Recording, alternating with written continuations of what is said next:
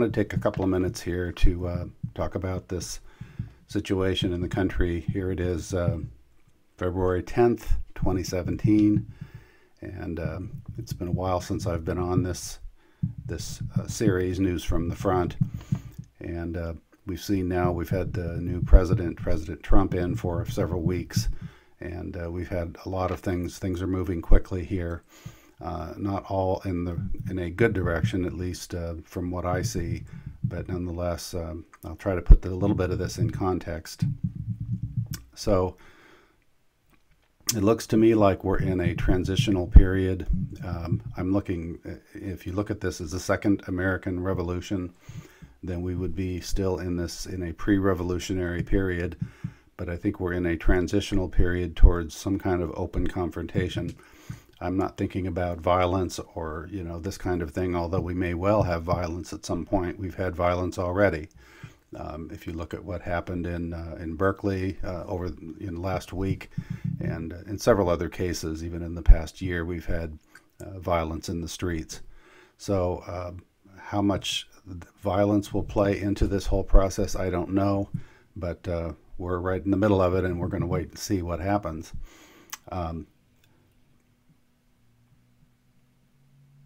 This battle, whatever we call this revolutionary period here, this confrontation, it's really a confrontation between traditional Americanism, led by some patriotic activists, against a leftist Marxist utopian vision of some kind. And I talked a little bit about that in that last video on neo-Marxist ideology. I think that's what we're up against. I think it will lead to some kind of totalitarian approach. Maybe there is something to this globalist thing where you're seeing people talk about behind the scenes certain interests like George Soros, or even elites in the government or in business or in various places, even unseen, that are trying to create a sort of global totalitarian organization of society. I don't know that that's in the offing. That may be something that we can put off if it even was a threat. But what we are looking at is an open confrontation between this leftist ideology and constitutional republicanism and democratic republicanism, which is what the country was founded on. Looking back last year, Obama saw, I think, that probably some of these leaders, these ideological leaders, saw what was coming. They knew that there was going to be an open conflict, ideological conflict, and maybe a conflict within the political and economic and judicial system, which is, I think, what is happening now. And this is why there was so much repetitive attacks against the Second Amendment. If you have an armed populace, you're going to have a little bit harder time putting down your opposition. So if the leftists were allowed to completely take over and you had an armed resistance, you would have a heck of a time trying to put that down. I think they knew that once the patriots, and when I talk about patriots, I'm talking about a small subset of sort of the conservative movement, if you want to call it that, but people that are dedicated to the proposition that the Constitution is originally written, the social compact as defined in the Declaration of Independence, want to restore the republic to what it was, even just a few decades ago. And so these are the patriots, the people that want to restore this. You have a lot of people that are on the sidelines. You have a lot of people that don't understand what's going on, but I think that's what I mean by it anyway.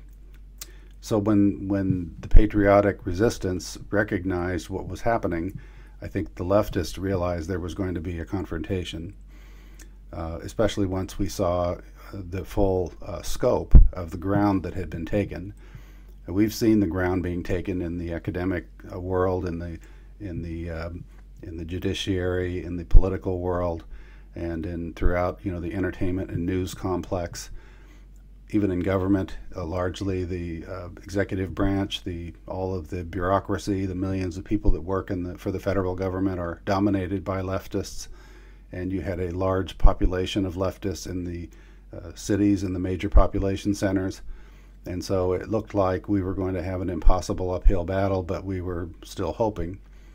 I think what we see now with this latest incursion in the Constitution, with this executive order that Trump issued regarding basically not banning, there's a lot of misuse of language here. It's a suspension of immigration from 7 countries, which were defined by George Bush and also defined by Obama. It's even in statute law that these nations are deemed as having a risk associated with them. They're more or less failed states or they're terrorist states or sponsors of terrorism. And so the executive order only said we're going to pause here to figure out how we can vet, or if we can vet, people coming in from these countries. Now, granted, there may be green card holders or other kinds of visa holders, but nonetheless, we need to vet people coming from these places in a completely reasonable executive order. However, it went to a leftist judge in Washington State. That judge put an injunction against this order, which was completely ridiculous. It was nonsense. It had no, it used no constitutional basis or basis in law whatsoever. And yet that caused a legal conflict between the executive branch and the president, who is looking out for national security, and the judiciary, which is as represented by this district judge in Washington. Then this was appealed by the government, by the executive branch, and it went to the Ninth Circuit Court of Appeals, notoriously a leftist-dominated judiciary. Everybody knows this. It's not controversial.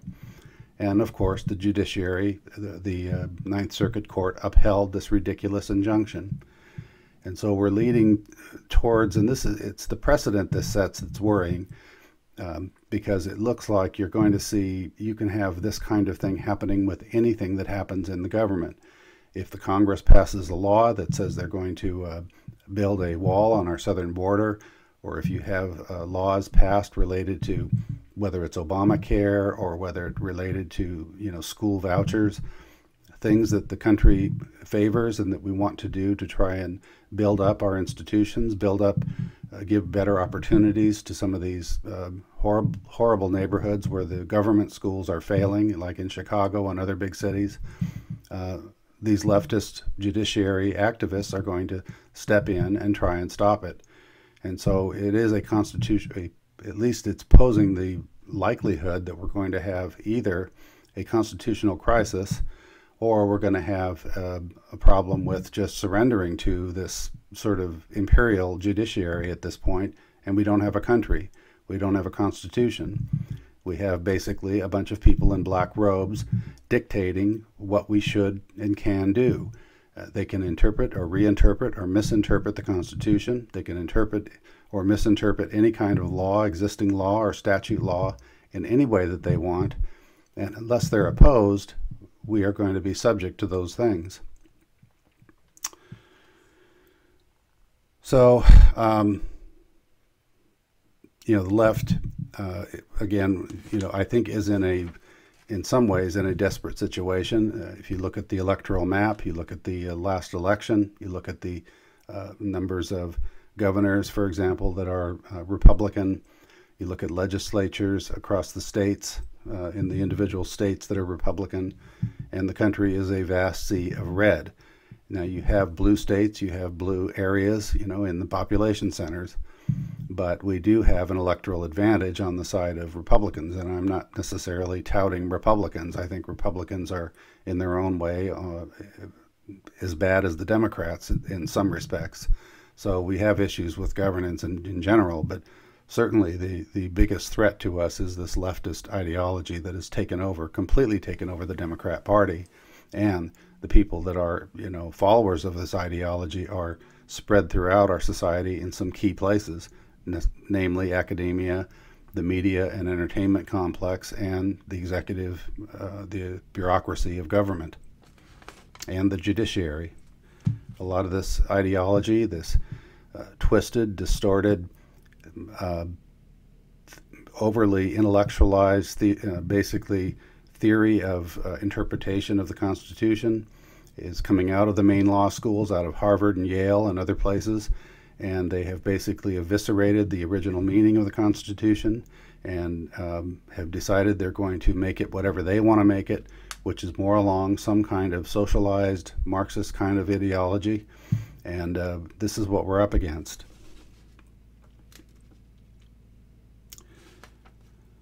I think in this situation, Trump is a source of strength to try and oppose this situation, but he's also a weakness. He doesn't have, it's an extremely difficult position he's in. He doesn't really have a cabinet, or at least some of the people that are in his administration can't be trusted. He's probably going to have to get rid of people. He's probably going to have to watch his back at every step of the way. And I don't think he has a Congress that he can trust. Even though we have a majority in the House, we have a majority in the Senate. I think he's really going to face an uphill battle.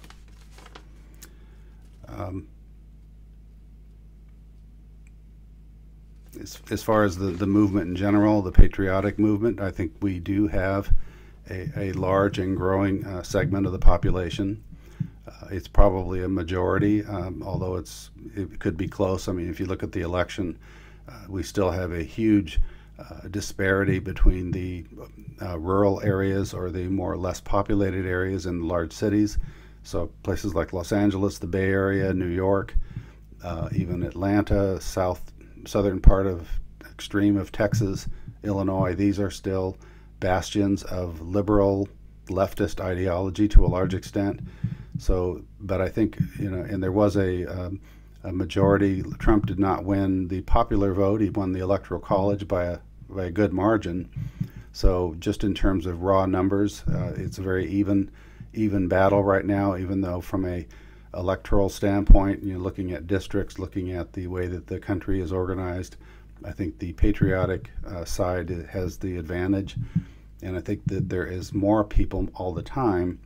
We're not going to have a complete overturning of this leftist theory and ideology coming out of the Democrat Party, which, as I say, been taken over by it. But I think the moderates, the independents, and people that have good faith in the Democrat Party are starting to see that there's something wrong here, and so I think we will see this support growing. That's about all I have for now. I think we'll catch up with you next time.